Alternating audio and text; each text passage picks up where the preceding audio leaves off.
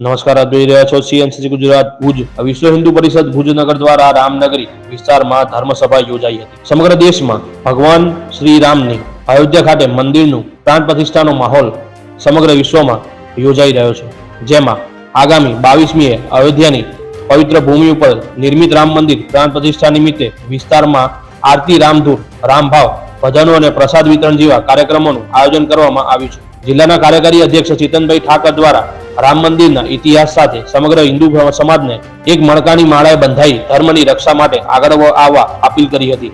આજના કાર્યક્રમમાં શહેર મંત્રી જયેશભાઈ કોઠારી, પ્રવીણભાઈ ચૌહાણ, હિરેનભાઈ ભાનુશાલી, વિઠોડ પ્રખંડ અધ્યક્ષ સંદીપભાઈ મોરસિયા, સ્થાનિકે પોપટભાઈ કોટવાલ, શંકરભાઈ, નાનજીભાઈ, સોનજીભાઈ, જયંતિભાઈ સાથે મોટી સંખ્યામાં ભાઈઓ બહેનો ઉપસ્થિત રહ્યા હતા.